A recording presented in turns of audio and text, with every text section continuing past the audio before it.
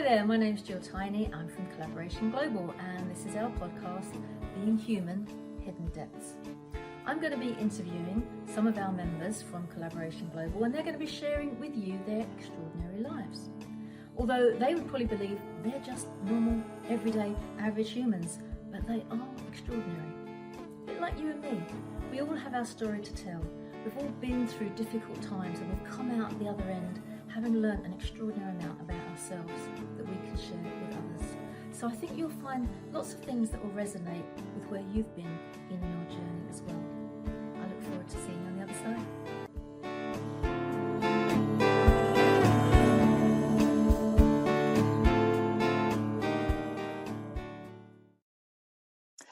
Hello there, and welcome to our podcast with Collaboration Global. And I'm really delighted to say that my guest today on this rather grey, rainy afternoon is the wonderful, sunny Gina Gardiner. Welcome, Gina. Lovely to have you with us today. Thank you very much, and what a lovely welcome. Yes, it is a bit grim today, isn't it? The sun is shining behind the clouds. We have to remind ourselves that it hasn't gone away. It's just there. It's just there's a few clouds in the way. So I had a friend... The most amazing rainbow, didn't we, on Tuesday? Oh, my goodness, yes. Rainbow too.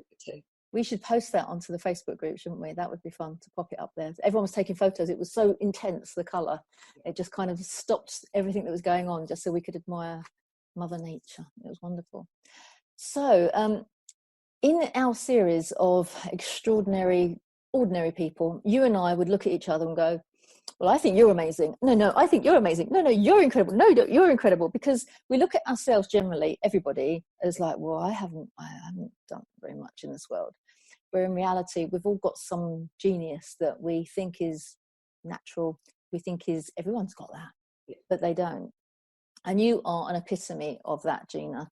If you look on paper, the things that you have done in your lifetime, I totally inspired by your work ethic, your resilience, your determination. There's like nothing that's going to hold you back. So hopefully you'll tell us one or two of those stories as we go along so we can share.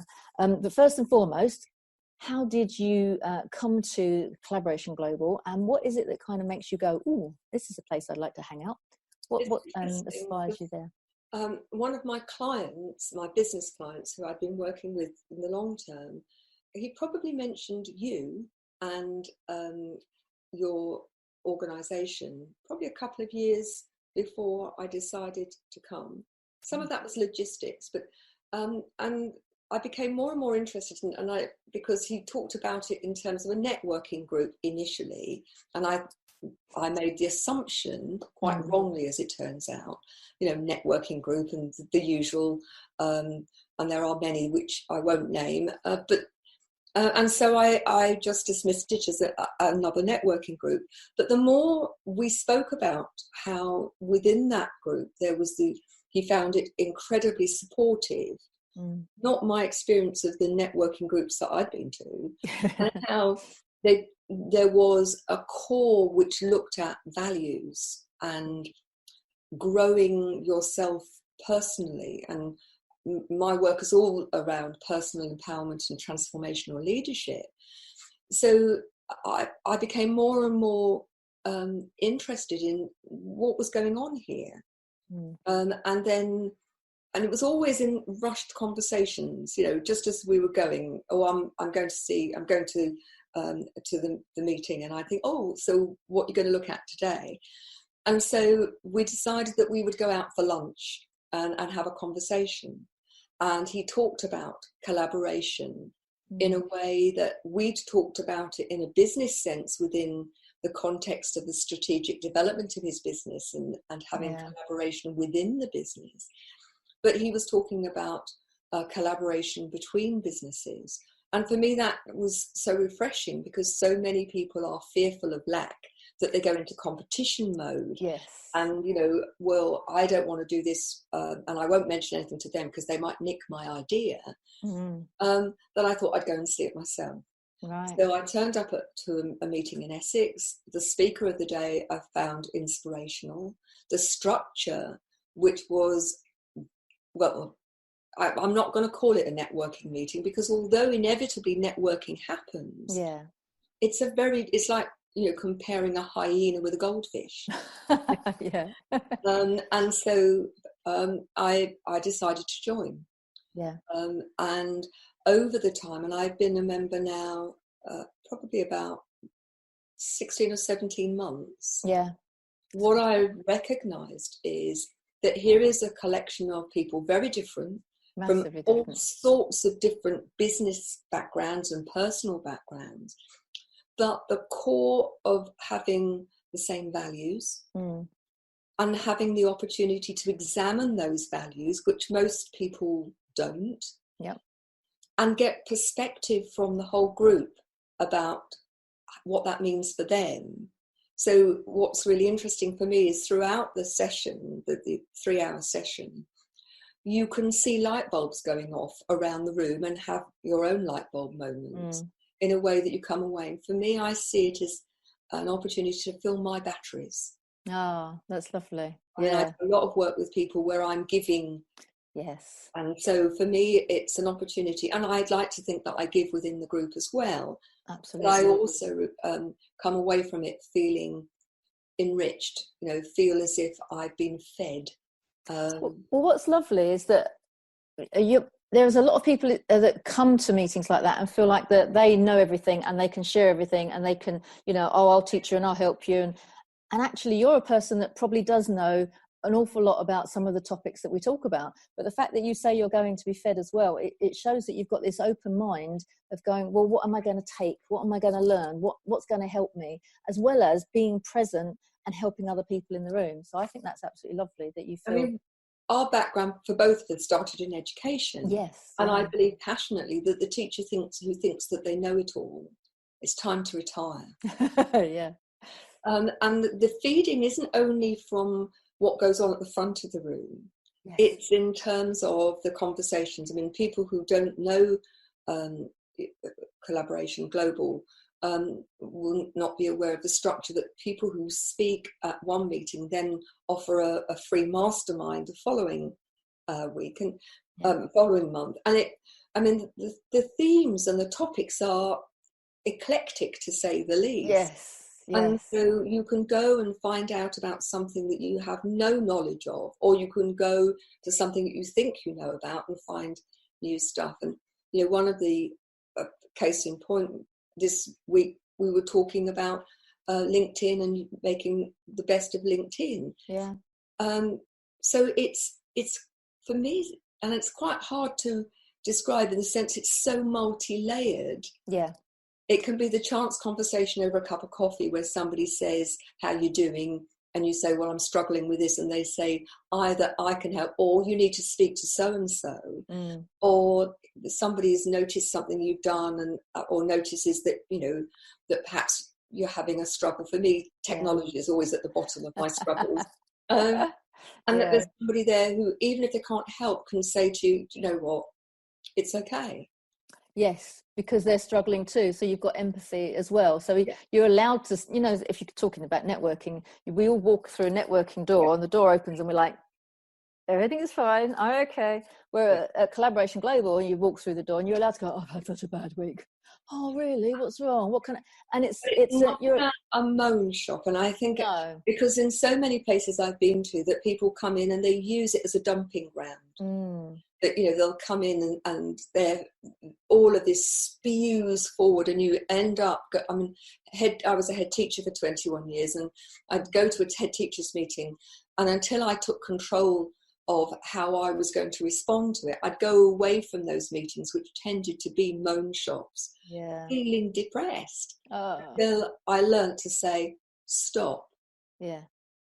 If you're presenting the problem and we're going to look for a solution, great. But I'll come later.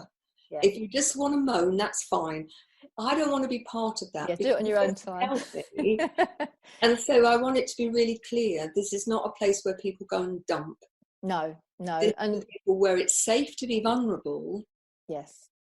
And at the same time, know that there are people there who care.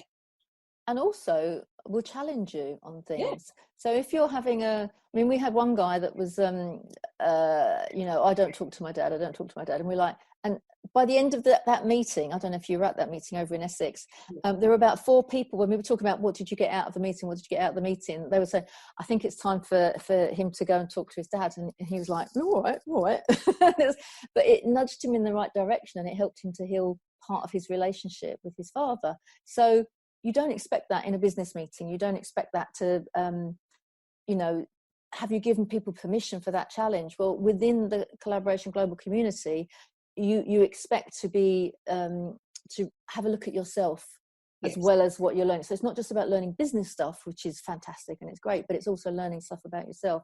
And that's why I don't think you can separate it, because you are the common denominator wherever you are, whether this is family, business, your personal, your life with your friends or whatever. But I think in terms of challenge, one of the things that I've watched it do for people, and at times for me, although as you say, I'm very familiar, particularly with the values that are like Brighton Rock through your organisation, they resonate so significantly with my own, is that it challenges perceptions, but it's not about I'm right, you're wrong. No. And in so many business arenas, it is about who's the rightest of us all. Yeah, good expression. And people, in the first instance, often just accept that it's different. But what I've found as I've become a longer term member is that people who when we looked at values when I first joined, who had perhaps quite a direct and this is my view, when it's revisited, how their view has shifted. Yeah. Not in the meeting, but over time, and how they have opened up. And for me, it's like watching a flower blossom, and people have the confidence to speak, the confidence to say, actually, I don't agree with that. This is what I think and why. Yeah. But later on to say, that's what I used to think, but I've moved on. Do you know what? Sometimes I 100% agree, and it's beautiful to watch, but sometimes people don't even remember what they were like originally. And you can say to them, do you remember when you first stood up at the front of the room and you were really shaking and you were really nervous and you thought you were going to throw up because it was such a big deal? And now they're like, did I? Really? And they've forgotten. In the space of a few short months, they now do it so naturally that, it doesn't even cross their mind not to be at the front of the room and having a conversation and sharing and explaining their thought process and why they think the way they think, because they feel safe, because they don't feel that anyone's going to go, so what? Oh, that's ridiculous. What are you talking about? That's not going to happen. Which in a lot of spaces, that people feel they have to justify their existence by putting somebody else down. The other thing I'd like to say about safe, and I think it's important to make the distinction, that many people like to stay within their comfort zone. They feel it's safe. Yeah. But actually that safety can very easily become a straitjacket that stops you growing, developing and thinking. Makes you shrink, totally. And I think it's important to identify that this is a dynamic safety where there is the opportunity for you to expand, try things out and know that nobody's going to laugh at you. People may challenge your thinking and ask you why, but that helps you refine your thinking. Yes. And often, 95% of what we say or do is habitual. So often initially what gets trotted out is the habitual response. And when somebody says, so why?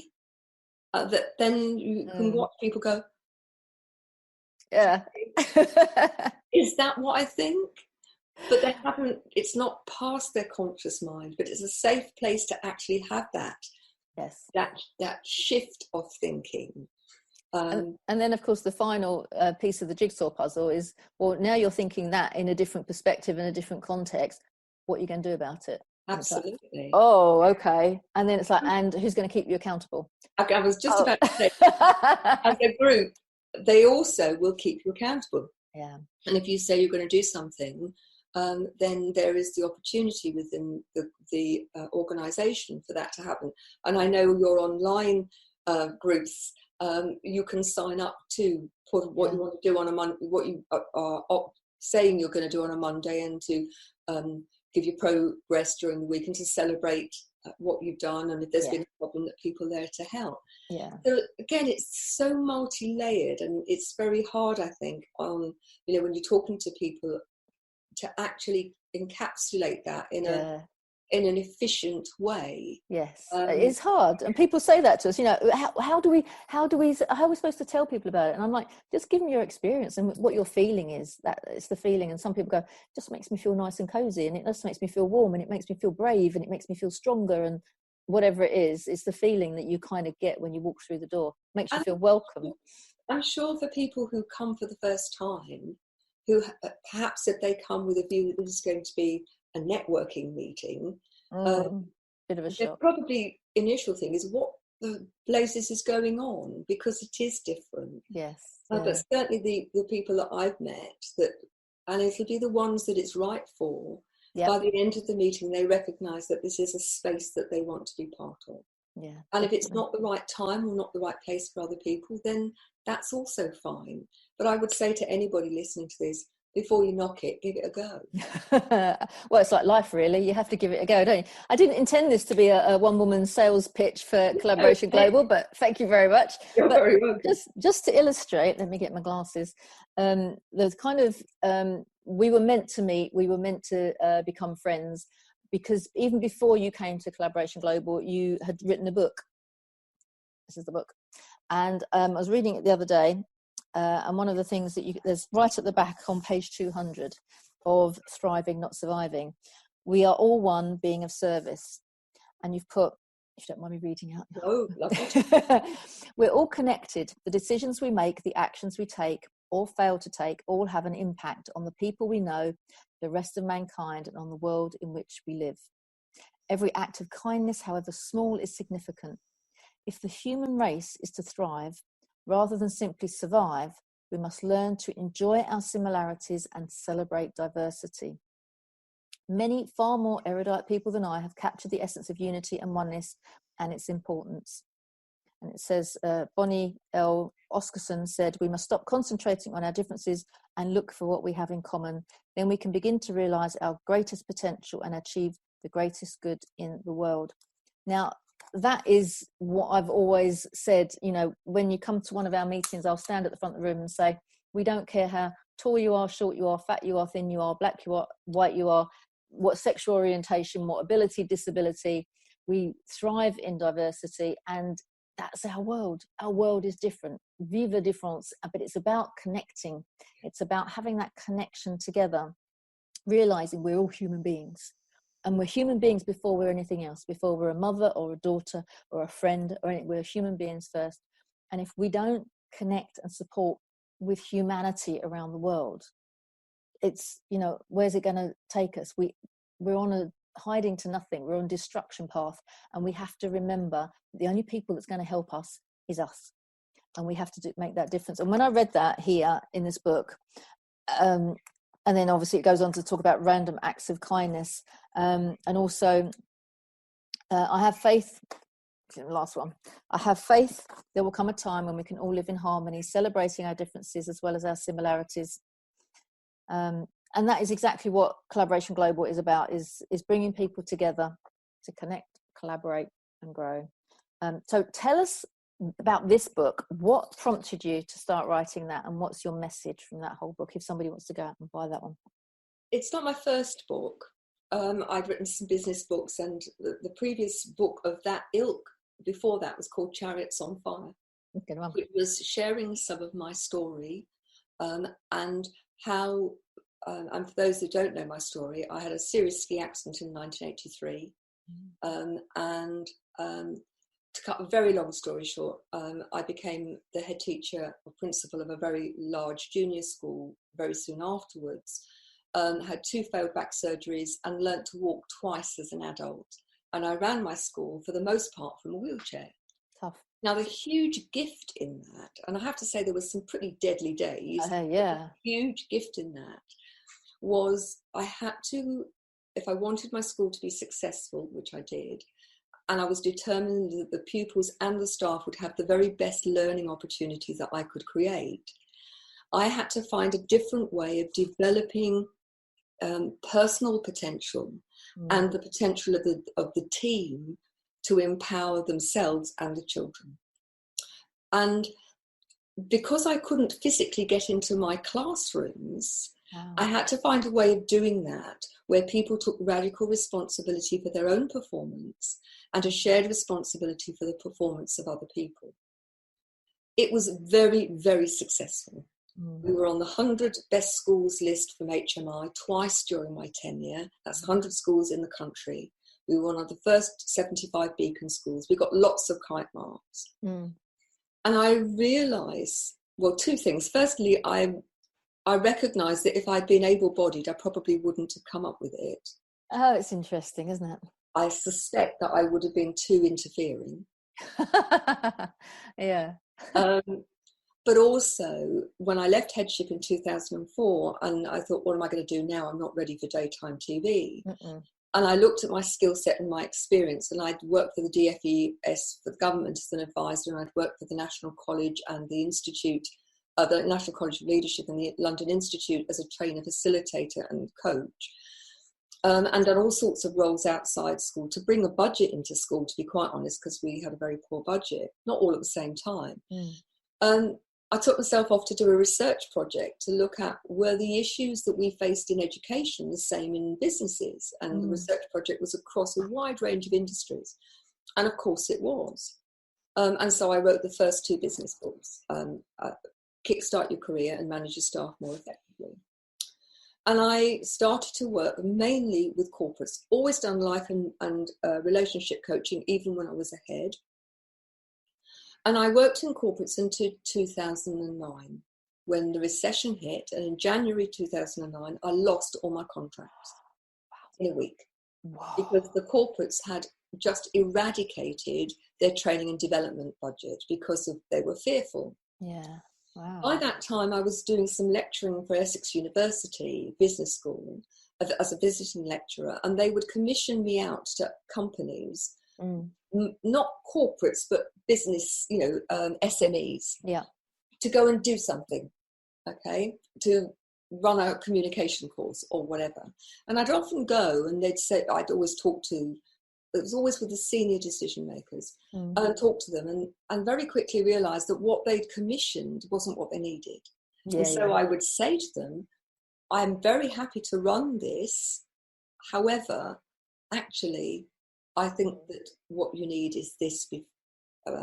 So I'll give you an example. I was brought in to work with a big hotel, and they wanted a course on communication. But actually, they had a general manager who was stealing from them. Oh, wow. They had staff that were dysfunctional and not trained. And they thought that having a course in communication was going to solve things. So anyway, to cut a long story short, I started to work with businesses on a sustained basis. So that we could avoid the problems. And at about that same time, this is a very long story for a very short question. About that same time, I've always practiced what I preach, and my coach at the time, we were talking about what I was going to do. And she said, well, have you thought about writing a book? And I said, what about? And she said, your story. There's a lot in your story and the principles that you use that would be helpful. And so I wrote Chariots on Fire. Go back to headship. While I was ahead, I had a very, very strong sense of purpose, which was completely and utterly satisfied. I was helping, and I felt that what I was doing was really of value. When I started working with smaller numbers of people, I absolutely took on board the value of what I was doing with them, but I got a stronger and stronger sense that there were more people that needed help. And that started to become more and more uncomfortable. What are you doing? Actually, there's so many people out there. I mean, the statistics are scary. Half the prescriptions in the UK are for antidepressants. The most common reason for men dying under the age of 42 is suicide. The cost of days absence because of stress, £70 billion a year. Who measures this stuff? Wow. The trades, people in the government. And so that sense of purpose became bigger and bigger. And so I decided that I got to listen, because it was getting so uncomfortable. And I set up a new company called Genuinely You and started to develop initially a presence, because I'd not done anything on the internet. I'm very fortunate that the last sort of 12 years, I hadn't had to market myself at all. Everything was by recommendation, word of mouth.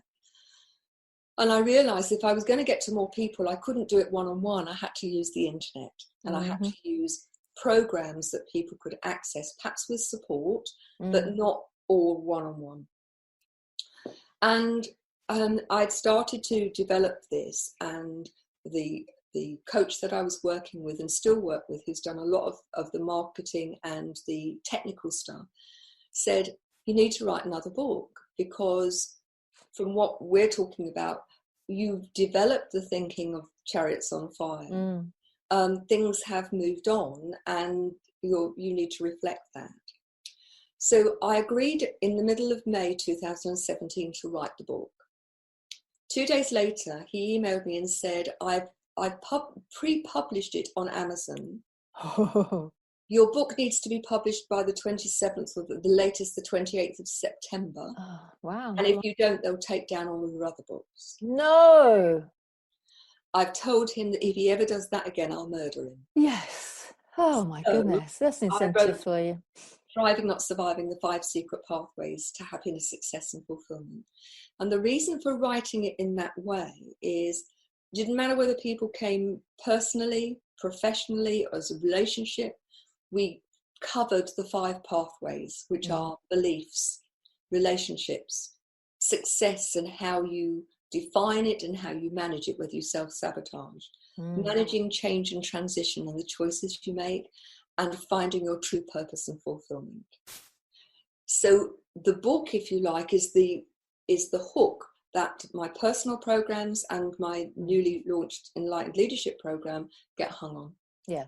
It's the bedrock, it's the principles on which those are based. And all of those principles are what you've found for yourself as you've gone through your journey with your teaching, as well as the corporate stuff, as well as the SME stuff. So they're principles that I live by. Yeah.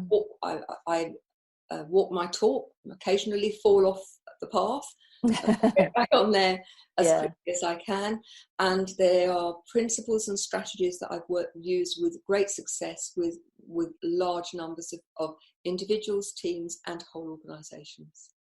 So what is your dream now then, apart from obviously to get more and more people to understand about this, but in your life and where you stand, you know, beyond your wildest dreams, what would you love to see? My mission is, within the next 5 years, to positively impact on 1 million people, but to do that through developing enlightened leadership. Right. Because if you're the lead, well, you can't lead effectively and in an enlightened way unless you lead yourself. Yeah. And it doesn't matter whether you're talking about leading within your family, or whether your team, your whole organization, whether you're talking about societal level. We've got to do something different. 100%. We have to lead, and for me it's about leading with integrity, and there seems to be a huge shortage of that. Leading with compassion. And for me, compassion is an action. It's not a for you. It's how you behave, how you speak to people, how you treat yourself. Yeah. And also to have the courage to do what's right, not what's expedient. And so often, particularly I think those people who are facing change, and change has never been, I don't think we've ever faced a time in history where change is so fast and so all-encompassing. And if leaders think that they're going to be able to do it all themselves, you know, the leaders whose delegation style is, I'll do it myself because at least I know it's done properly. Yeah, I think I've been guilty of that. There are so many who are burnt out and overwhelmed because it's just too big. Yeah. But for me, even more important than that, or just as important, is the waste of potential. Yes. Because people don't feel they have ownership of the agenda. They're not given the opportunity, their potential's not recognised. In fact, anything but. And that's one of the reasons I think that there's so much depression, anxiety and stress is that you've got overwhelmed leaders who are trying to be more profitable, and they think that they do that by being bullish about the way in which they work with people. My experience now from working with many organizations is that if you work in an enlightened way, productivity goes up, profitability goes up, relationships are improved, and people have better work-life balance. And it's a better quality of life as well, because you're going into an environment that you want to be part of. I was having a chat with somebody, it might have been this morning actually, or yesterday, about the corporate world, which something I didn't realise is that when you get promoted in the corporate world, everyone is kind of trying desperately to get promoted for this golden nugget of a good salary. Even if they know they can't do it or they're not capable of it, if they can blag their way into that job, and then it's realised that actually you've had these appraisals, but you're not hitting the mark, you shouldn't really be doing it. They ask them to step down, but they still keep the salary. Good gracious, I didn't know that either. Now, I don't know if this is across the board, but this is the experience of this chap that I was talking to. So I said, so he's got every incentive to go for stuff he knows he can't do because he's going to keep that salary and then be in a cushy little number doing something he knows he can do, but at a better salary. So if the whole damage will he have done along the way? The whole organisation is doing that. But to people in the team, to the organisation. And I think, this business of lead yourself first, know yourself, and that requires you to do some work. So for me, I liken the Enlightened Leadership program to the Iron Man or Woman of leadership. It requires you to dig deep and to be brave enough, with lots of support, you're supported throughout the program, to actually take a good look at yourself. And it's really interesting, and I had this conversation with one of my clients on Tuesday. They've got a problem with a member of staff, and ultimately, if you've got a problem with a member of staff or your team or your customers and you're the leader, it's so easy to blame that person. They're not doing it. And I said to this particular, he's an owner, but also works in the business. So actually, who's at fault here? Who's got the power to do something about it? And he went quiet for a moment, and that grin that naughty boys give you at the back of the classroom when they've been caught out, and said, "It's me, isn't it?" And I said, we've talked about setting the expectation and holding people to account. But I use the analogy of house training a puppy. Right. There's a lot of commonalities, I think, in terms of developing behaviours that you want. It's no good telling the puppy off 3 hours after it's made the puddle. You need to watch when they're doing things well, lots of reinforcement. When they're not, to be told at that time in a way that's developmental, and it gives them an opportunity. I'm talking about the staff now, not the puppy.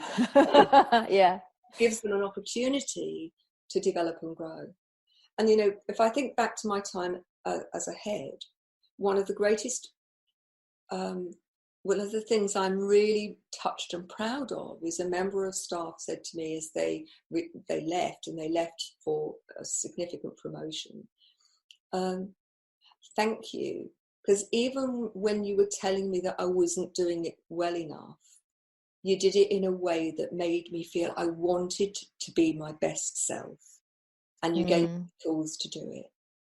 And I for me, that was a real recognition that what I was wanting to do had worked for that, at least for that person. And I think sometimes it's a bit like, as going back to the puppy scenarios, if you allow it to happen, you are in control of those rules, boundaries and limitations. And when you're in with your staff and you give them rules, boundaries and limitations, and they have that safe space to create ideas, work within this space for their full potential, then you get more magic from them anyway, don't you? Because they feel capable. And you're allowing them to thrive, but you're allowing them to thrive within an mutually agreed environment where, well, yes, you can do that, but I don't want you to do that. And it just sets them up for success. And go back to your appraisal. you were talking about a few minutes ago, so many appraisal processes are tick box exercises, which actually are pretty meaningless. Those conversations around performance and whether people are doing what's required and expected of them shouldn't be an appraisal. They should be an ongoing, dynamic, meaningful conversation. But so often the expectations aren't clear, or people say that's not good enough, and the person involved thinks, but I don't know what's not good enough and what does good look like. So having the conversation at a professional level of, what's the difference between okay and good, and the difference between good and excellent in the context of our team or our working environment, and having that professional conversation that's shared can have a huge impact in terms of people's understanding and contribution. And I think as well, naturally everybody wants to be acknowledged for something, for working hard and doing their job and going above and beyond.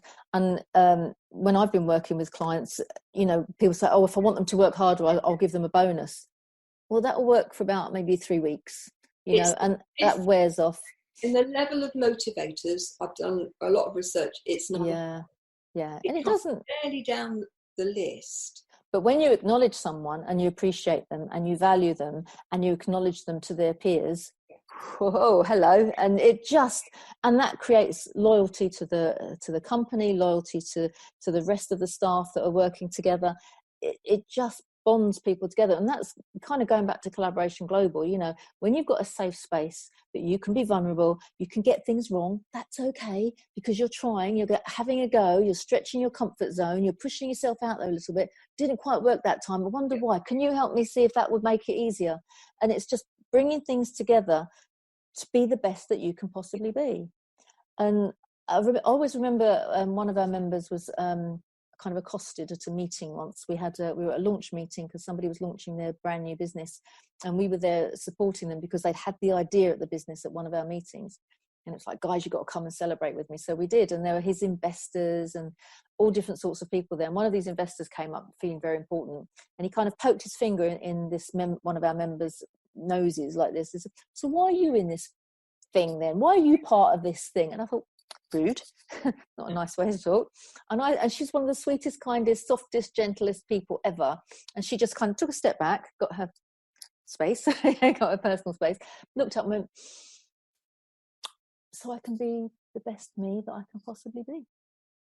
I thought, well, you kind of nailed that. That was it. And he didn't have anywhere to go with that. Yeah. Because he was looking to criticize and to put someone down and to, oh, for goodness sake, you're joking, you're not going to get any business out of this or whatever. But he just, oh, okay, that sounds, what do you do there? And then all of a sudden he was curious about how it went on. And if we build each other up rather than tear each other down, it's like going back to the 1 Minute Manager, Ken Blanchard and the other one, can't remember his name. Google it. It's a very small book, it's a very old book, but the essence of that when I first read it was, well, that's obvious, doesn't everybody do that? And it's about how you deal with your member of staff. You say, this is fantastic, this is amazing, but you really could do with a little bit of improvement here, but I love what you're doing over here. So they're hearing the praise and wanting to get better at the middle thing. So there's 3 bits of praise. But if you go with what you did was ridiculous, you've got to get out of here, go home and think about what you've done, well, whatever good they've done is negated. It's like it's invisible. For me, there are a couple of things. One is I've been into organisations where they call it, I'm going to be very, very unladylike, they call it the shit sandwich. Yes. And for me, it's very, what's the word I want? It's become a structure that's been abused. And for me, I think that actually it's all about relationships. And if you've got a relationship which is based on trust and mutual respect, one where you value that person for their contribution, whatever their role is within the organisation, whether they're the cleaner or they're the financial director, they have an important part to play. Yeah. That it's perfectly acceptable if you have set the expectation and that's been agreed on, to say, do you know what? I don't think that matches. Mm. I think you're better than that. And I want your best. Mm. So I don't accept that from you because I know that you Mm. are capable of so much more. Mm. But I think the danger is that people don't, for me, that you set the expectation at the advert, in the interview, in the induction, in the ongoing daily conversations, in the training. But so many people say, well, I inducted them and I told them, and they think it's done. Yes. Yeah. So I'll give you an example of something that was really helpful for me when I was appointing people at school. I would, before we started the interview, I would say to them, really pleased to see you. This is a two-way process, and it's just as important that we're the right place for you as you are the right person for us. So if you want to be part of this school, all right, we expect you to be hardworking. Mm-hmm. We don't do moody. We do expect you to be a great team member and to be keen to help other people to grow. No best boys and girls in the class. Leave your ego at home. Mm-hmm. So you have an opportunity now. If this is not the place for you, then I wish you well. Off you go. Nobody ever went. But when they were appointed, and inevitably there would be a time when they were moody or they weren't being a good team member, I would go and very quietly say to them, do you remember the interview? We talked about we don't do moody here. Yeah. What I've noticed is the last 2 Monday mornings you've come in, I suspect you might have had a really good weekend. And actually you've been grumpy. Yeah. So, do you remember? It's not acceptable. When you come in here, leave that at the door. Now, that doesn't mean to say if people had a personal challenge and problem that we weren't very understanding and supportive. They're two different things, and I think we'll often get them mixed up. Yes. But ultimately, the big thing is, as a leader, you have to model the behaviours that you want people. So it was no good me saying we don't do moody if I was moody or I lost my temper, or I had to make sure that I managed things very effectively within the parameters that I'd set. I'd like to give you another example of how this worked. My school was in Romford. Those of you who perhaps listening to this will know that Romford's not an easy area. It's inherently quite aggressive. Yeah. And when I went to the school, and certainly the previous school that I taught at, it was very common for children and parents to be quite aggressive. Not necessarily so parents would be aggressive at the school gate. When I first took over, I often had to act as referee. Gosh. And I decided that one of the things I wanted for this school was it to have a zero tolerance of aggression within the school site. Now, that doesn't mean aggression didn't happen, but we didn't ever tolerate it. But what I recognised is if that was going to be the case, then every member of staff, from me to the part-time cleaner, needed to have the skills so that if they were put in a situation, they did not fight fire with fire. Yes. Now, bearing in mind that when I inherited the school, there was a lady on the staff called the Welsh Dragon who put her foot through the floorboards in temper. You would appreciate that it was actually a little bit of a challenge. So she was probably perpetuating some of the anger with the parents as well as the pupils, wasn't she? That was turned around and there was a different scenario, but I provided training for everybody on the staff in terms of emotional intelligence, managing their emotions, managing their mood, diffusing difficult situations, and knowing that they had absolute backup, that it wasn't about them backing down, it was about them handling things in a very different way.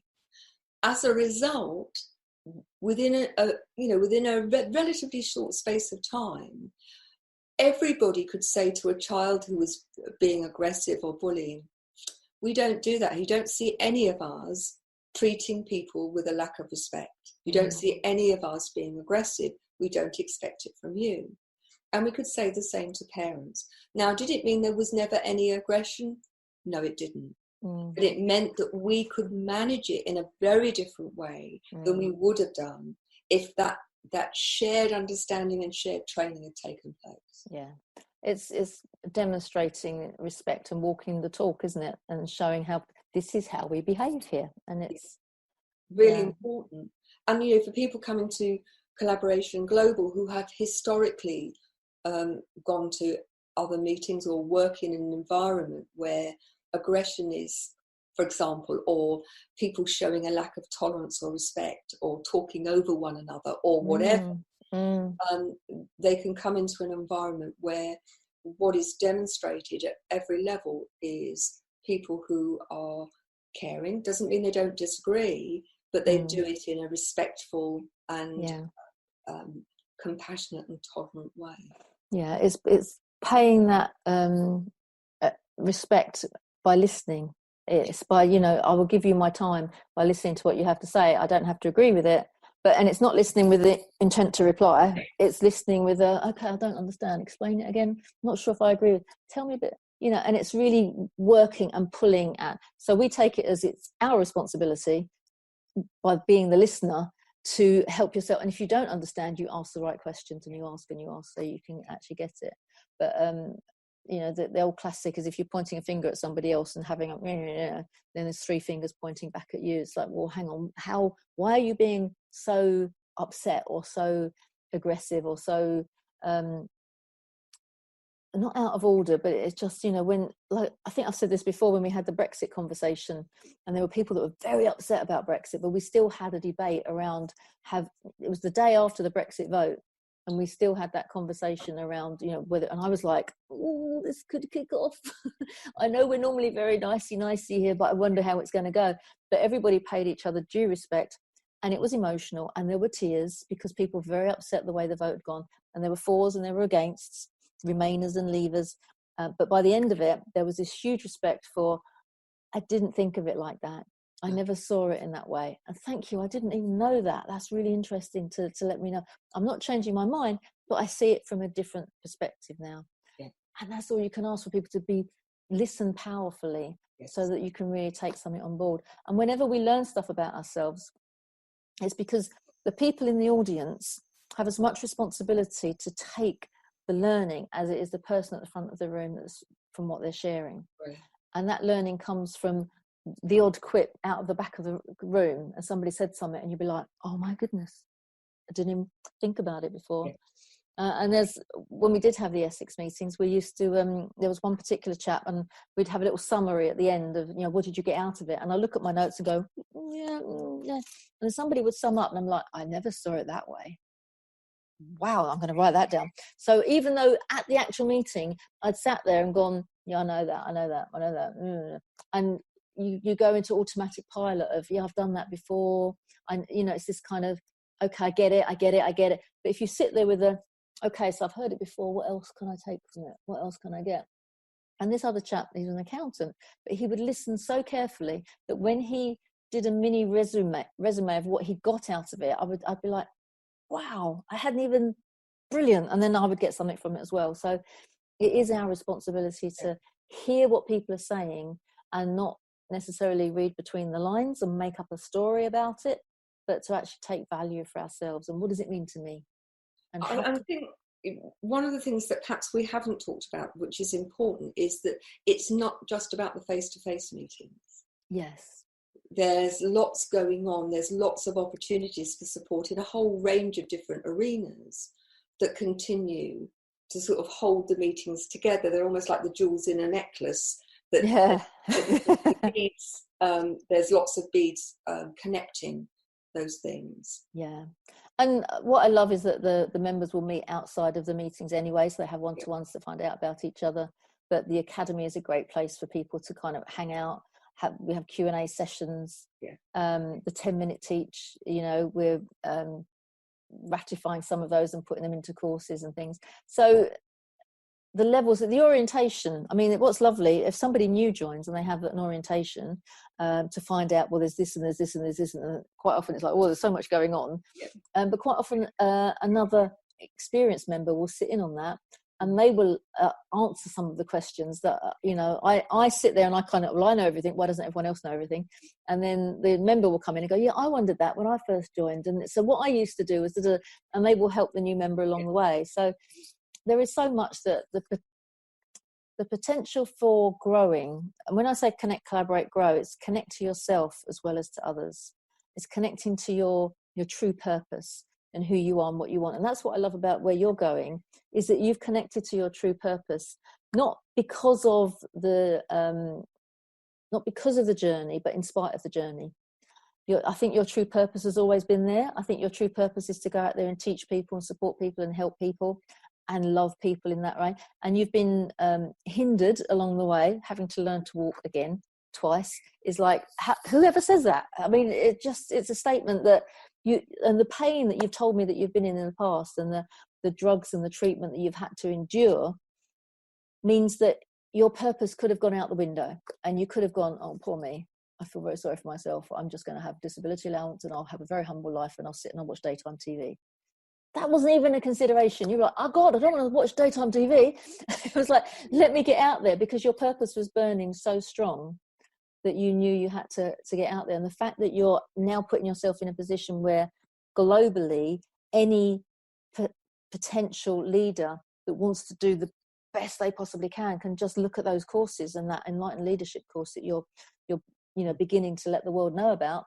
And it's like, tick that box, that I'll have that. And it will transform people, because your knowledge and your experience of what you've gone through is immense.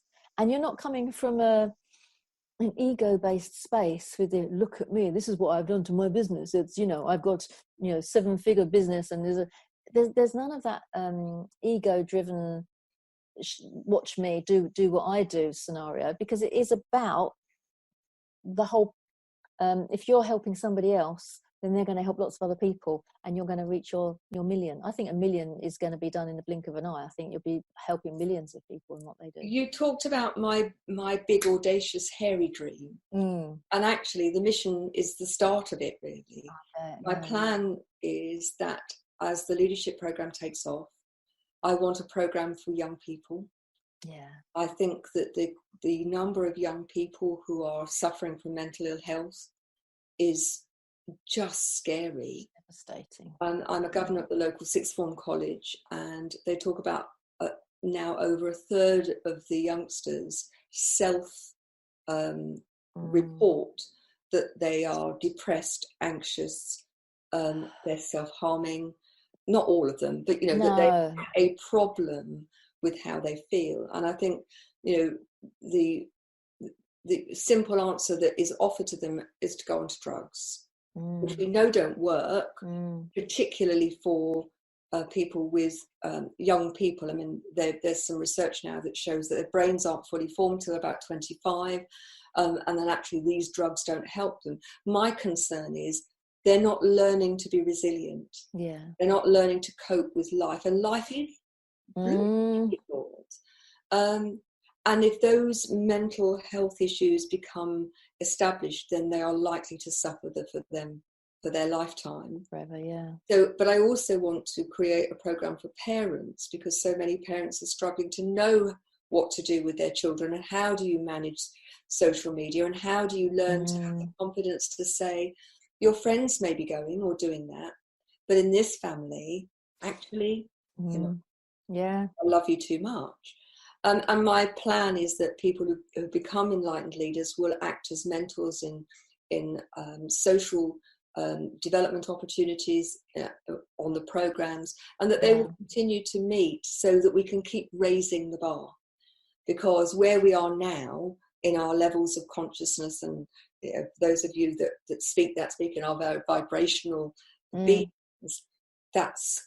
we need that to be raised. We need to stop having a society that's based on Johann Hari talks about junk values. Yes. Your importance is based on your bank balance or whether you wear designer clothes.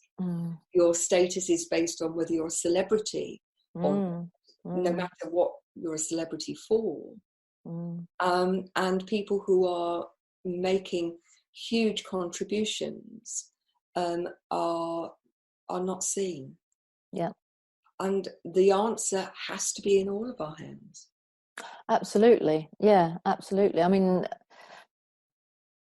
one of the things that we're on a very similar journey, in that one of the things I've always envisaged is that we have a collaboration global meeting, a face-to-face, give you a hug, let's get together and make a difference and make an impact for our society. But there's one of these meetings in every town in the country, in the world.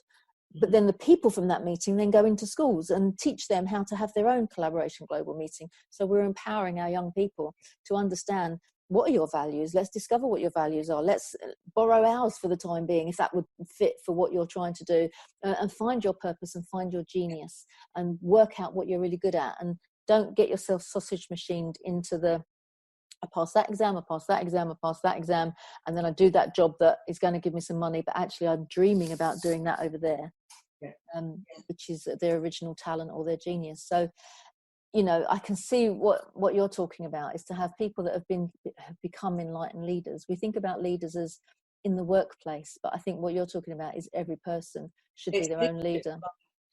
Yeah, I think I said earlier that, you know, we're the common denominator that we take into every moment of every day, from the moment we're conceived until we die. It's our choice. Everything we do or not, how we do it or not, when we do it or not, everything we say, how we think, even how we feel, is our choice. But every choice has consequences. And it's my experience and the experience of my clients that when we don't consciously make a decision, that often that's when the consequences are the greatest, and usually negative.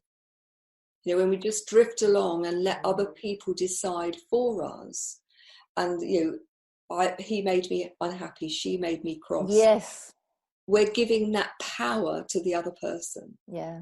When we take that power and take radical responsibility for our choices, the freedom that brings at an individual level, and then in terms of how that spreads, is just enormous. I think you said about, you know, if you're not making the choices, you're just jogging along. You feel like that's the easy option. It's like, I can't think about it, I'm not going to bother, I'll just let go with the flow. But actually that's the harder route, the harder road to take, isn't it? When you're being in control of, not in control as in a restrictive space, but having the freedom to make your choices powerfully. And everything becomes easier. I need to make the distinction. This is not about having OCD and wanting to be controlling. No. It's very different. It is about recognizing that we have mastery over ourselves if we choose to. That we aren't broken. No. That we actually are enough as we are. That doesn't mean that there aren't places and ways within our the way in which we operate to improve.